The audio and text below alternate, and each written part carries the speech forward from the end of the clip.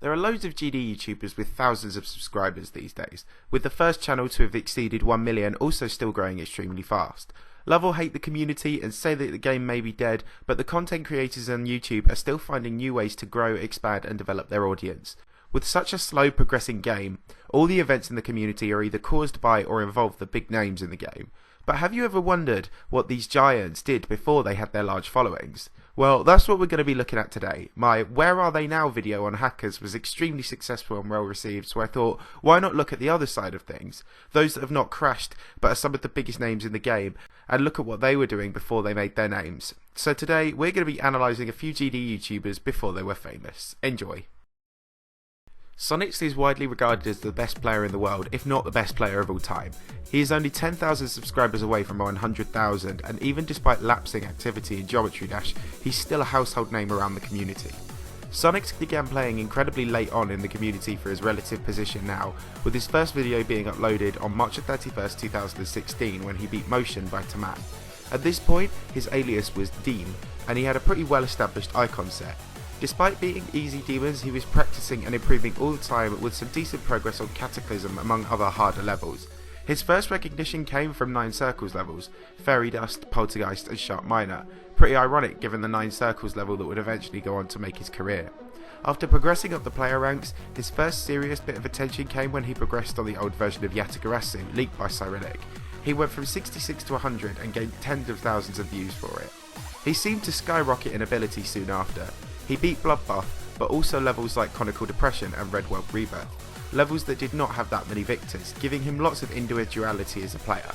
He continued ticking off top 50 demons, including Phobos, the Hell Factory and a Bizarre Phantasm.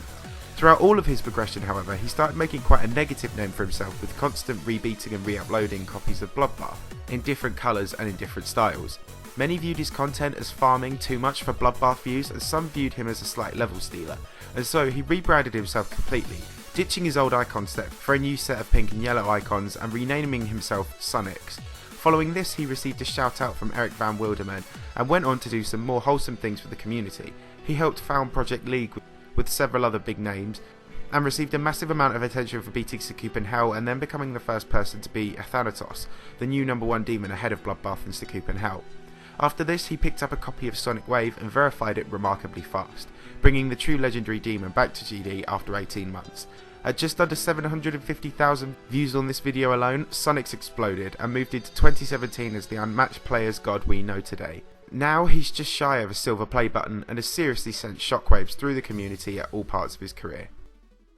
Nobbleboy is a very famous player and creator, a rare mix you don't see much of in abundance anymore. He began his channel as soon as 1.9 came out and reaped the rewards of prolific videos right off the bat, with his replay of his level Dark Rainbow grossing several thousand views. As with many creators, his own levels brought in far more attention than any other levels he featured on his channel, but for a few months he continued uploading a mix of both his levels and easy-ish other levels by players. After 3 months, he had only amassed about 50 subscribers, but he still persisted with both his playing and creating career. His next video that blew up would come in the form of Bullseye, Nobbleboy's own contribution to the 9 Circles series at a time when 9 Circles levels were at their absolute peak of popularity. He began to gain a little bit more attention as he progressed to harder levels, with his replay of Windy Landscape bringing him in over 10,000 views. 2.0 however was where he really started to take off in every respect. As a good creator, he released 3 comprehensive tutorials on 2.0 mechanics, moving objects, keys and certain triggers. The 3 of these reach 250,000 views between them, and subsequently Nobbleboy raced to 1,000 subscribers. For 1,000 subs, he created the 9 Circles level Crying Souls, one of the first levels to use moving objects, a video which again brought in just under 100,000 views. And he then followed that up with one of his most intense, object heavy and unique levels of all time, Dark Rainbow Rebirth, a video that went well on its way to 200,000 views. Nobbleboy was growing healthily and becoming a better player around the community. The only thing that stifled his growth was his frequent bouts of inactivity on YouTube. After this, he set to work on the Furious, arguably his best overall level to date, being among the best levels of 2.0 in my opinion.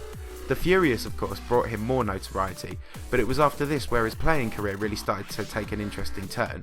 Instead of creating, he was focusing more on his skill as a player, becoming an early victor of the Hell Factory and adding both Cataclysms to his profile soon after. Following this, he became the 10th Bloodbath victor if I remember correctly, something that landed him the infamous role as Bloodlust's new verifier after Quasar eventually dropped the level.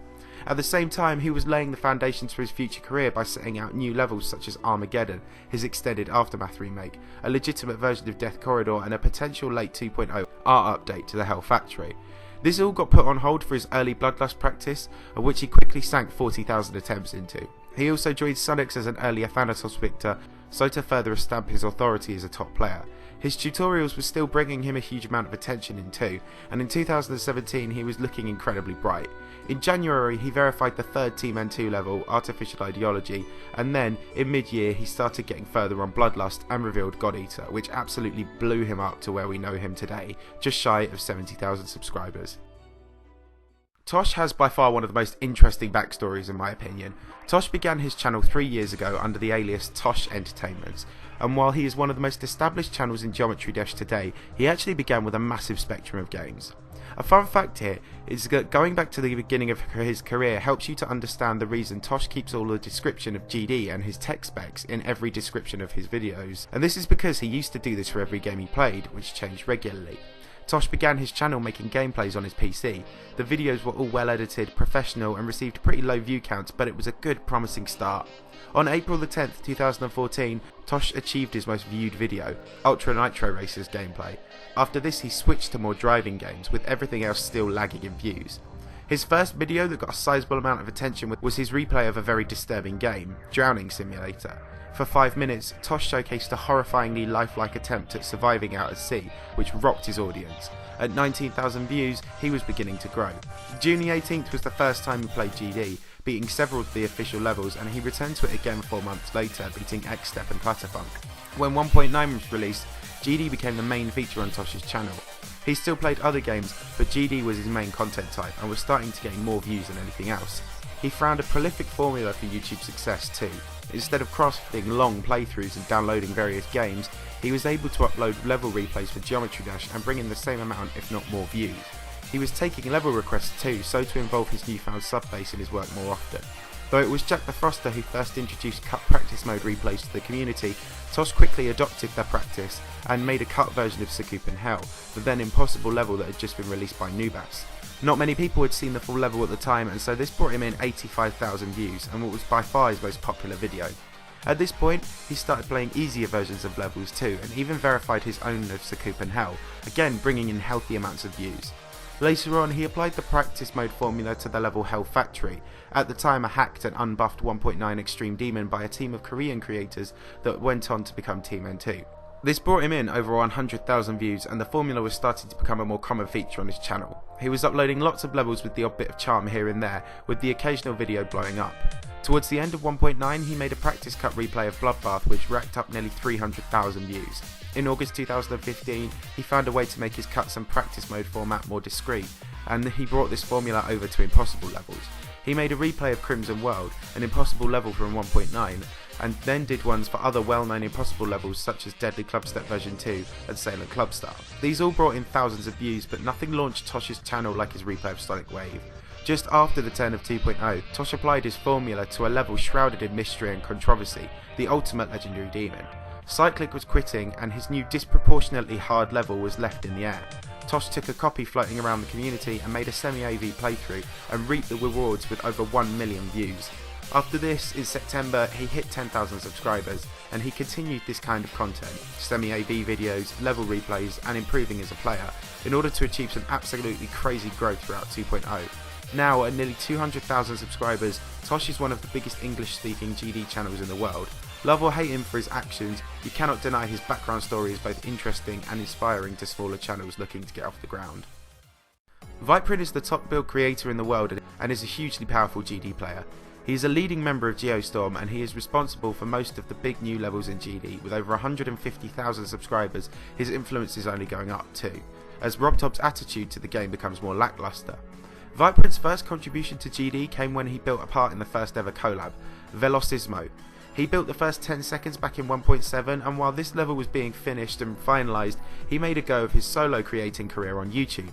His first video was his first level, Accelerando, Despite a massive increase in subs, views and popularity, Vibrant's channel model has remained pretty consistent throughout his career, showcasing his own levels and also levels that he's played and enjoyed. He started on Every Play during the glory days of GD well back in 2014. He got quite a lot of views fairly quickly as well, as numerous creator points and features saw him rise up through the creating leaderboards. On August the 14th, 2014, he founded Team Geometrified with Riot and Aeon Air, a clan that has been inactive for 3 years now but whose model still seems to have a bearing on modern GD clans today. He also uploaded some art and graphics related things, with his tutorial on creating a custom icon gaining around 66,000 views. His first major breakthrough came in the form of fan-made levels. When RobTop was teasing 2 new 1.9 levels, he created fan-made versions of Blast Processing and Theory of Everything 2, with Blast Processing bringing him in nearly 200,000 views and Theory of Everything 2 bringing him in almost 500,000.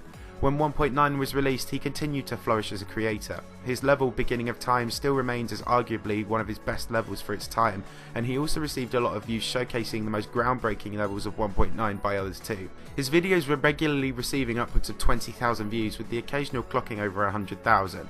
On December the 9th, he launched his first creator contest, a now regular and hugely popular event within the community. The results video received 100,000 views. Throughout 1.9 he continued participating in collaborations as much as he did build solo levels, and later on returned to his GFX side when he collaborated with Etza to create the Geometry-Utopia texture pack, used and popularised by legends of the game back then such as Creepy Dash and Gyron David. On March 14th, he hit 20,000 subscribers and continued participating in big creating projects including Supersonic and Ultrasonic. As 1.9 drew to a close, he began to pull away from Xenthic Alpha in first place on the creating leaderboards whilst Xenthic was busy with school, and he soon hit 50k and eventually 100k throughout 2.0 and 2.1, further solidifying his reputation for creating and featuring the best levels on his channel. Now he pretty much runs GD as RobTop's right hand man, and he shows no signs of stopping here. So there are a few well-known GD YouTubers from a few different professions in the game, and a bit about how they started and where they came from. I was going to include more players in this video, but unlike the hackers video, the explanations here were much more lengthy and the video would have been too long. Besides, these four were the most interesting I found.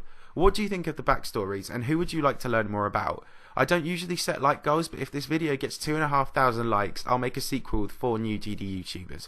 I thank you very much for watching, and I hope you did enjoy the video. If you did, please smash that like button, and if you're new around here, if you could consider subscribing, then it would really help me out. Thanks a lot guys, I'll see you all soon.